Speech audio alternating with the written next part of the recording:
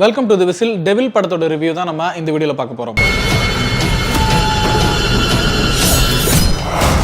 இந்த வாரம் நிறைய சின்ன படங்கள் ரிலீஸ் ஆகுது. அதுல இந்த டெவில் படத்தின் மேல எனக்கு ஒரு சின்ன எதிர்பார்ப்பு இருந்துச்சு. அதுக்கு காரணம் இயக்குனர் ஆதித்யா அவரோட சவரகத்தி படம் ஓரளவுக்கு நல்லா இருந்துச்சு. எல்லாருக்குமே விரும்பி பார்க்குற மாதிரி ஒரு படமா இருந்துச்சு. அதே போல பூர்ணா, விதார்த் மாதிரி நல்ல நடிகர்களும் இந்த படத்துக்குள்ள இருந்தாங்க. அது எல்லாத்தையும் தாண்டி இயக்குனர் மிஷ்கின் அவர்கள் இந்த படத்தின் மூலமா இசையமைப்பாளரா அறிமுகமாகிறாரு.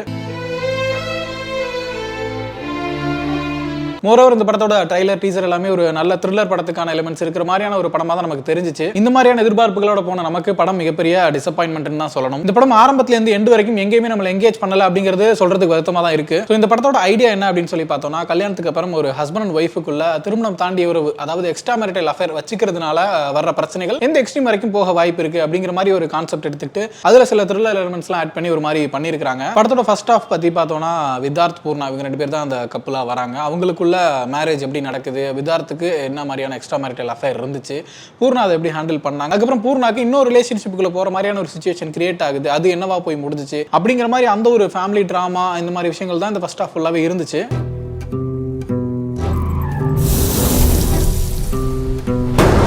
ரொம்ப குறிப்பா ஒரு சில காட்சிகள்ல ஏதோ ஒரு சின்ன கியூரியாசிட்டி கிரியேட் பண்ற மாதிரி இந்த ஃபர்ஸ்ட் ஹாஃப் இருந்துச்சு. உதாரணத்துக்கு சொல்லணும்னா, பூர்ணா கார்ல போயிட்டு இருக்கும்போது ஆப்போசிட்ல மிஷ்கின் வந்துட்டு இருப்பாரு. ஒரு பிச்சைக்காரனுக்கு உண்டான தோரணையோட ரெண்டு பையெல்லாம் மாட்டிக்கிட்டு பெரிய பெரிய சட்டைகள்லாம் போட்டுக்கிட்டு கிழிஞ்ச சட்டைகளும் நடந்து வந்துட்டு இருப்பாரு. அந்த காட்சி பூர்ணாக்கு ஒரு 2-3 டைம் ரிப்பீட் ஆகும். என்ன நடக்குது அப்படிங்கிற மாதிரி ஒரு சின்ன கியூரியாசிட்டி கிரியேட் ஆச்சு. இந்த மாதிரி மிஷ்கின் வர சில காட்சிகளும் வேற ஒரு சில காட்சிகளும் மட்டும் ஒரு சின்ன கியூரியாசிட்டி கிரியேட் பண்ணிச்சு. இந்த படம் அடுத்து என்ன கொண்டு போக போகுது அப்படிங்கிற மாதிரி. பட் அந்த கியூரியாசிட்டியை அடுத்து வர எந்த காட்சிகளுமே நமக்கு ஃபுல்ஃபில் பண்ணல. ஃபிளாட்டான ஒரு திரைக்கதையும் எந்த விதத்திலுமே ஆடியன்ஸை எங்கேஜ் பண்ணாத மாதிரியான ஒரு மேக்கிங் தான் இந்த படத்துல இருந்து நம்மளால பார்க்க முடிஞ்சது. அடுத்த செகண்ட் ஹாஃப் பத்தி பார்த்தோம்னா, இந்த எக்ஸ்ட்ரா மேரிட்டல் அஃபேர்னால ஒரு பெரிய கிரைம் நடக்குது. அந்த கிரைம்னால என்னென்ன மாதிரி விஷயங்கள்லாம் நடந்துச்சு, அதை இந்த படத்துல இருக்க கேரக்டர்ஸ் எப்படி ஃபேஸ் பண்ணாங்க அப்படிங்கிற மாதிரி இதை கொண்டு போயிருக்காங்க. அந்த விஷயங்கள் இது ஒரு எமோஷனல் டிராமாவா இல்ல த்ரில்லரா இல்ல ஹாரரான்னு சொல்லிட்டு நமக்கு பல குழப்பங்கள் உண்டு பண்ற மாதிரியான காட்சிகள் தான் நிறைஞ்சிருச்சுன்னு சொல்லலாம்.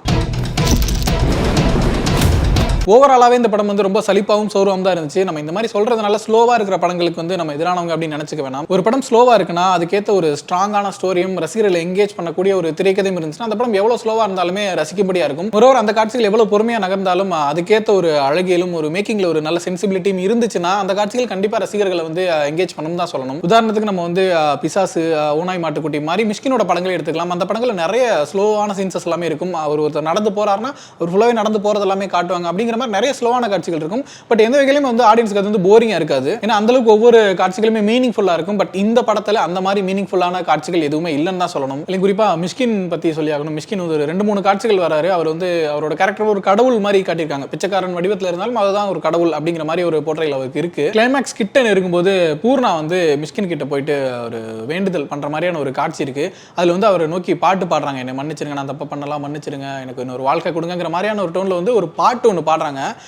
ஒரு பெண் ஒரு கடவுளை நோக்கி பாடுற மாதிரி ஒரு பாட்டு. நான் கடைசியா இதுக்கு முன்னாடி தாலி காத்த காளியம்பாள் மாதிரியான அம்மன் படத்துல பார்த்த பாட்டு தான் இது.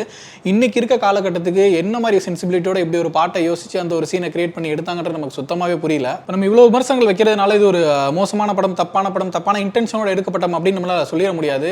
இந்த படத்தோட இன்டென்ஷனோ இல்ல இதுல இருக்க பொலிட்டிக்கலான விஷயங்களோ எதுவுமே தப்பு நம்மளால சொல்லிட முடியாது. பட் ஏன் இவ்வளவு ஒரு சோர்வாகவும் சலிப்பாகவும் இந்த படம் இருந்துச்சு நமக்கு அப்படின்னு யோசிக்கிறப்ப நமக்கு பதிலே கிடைக்கல.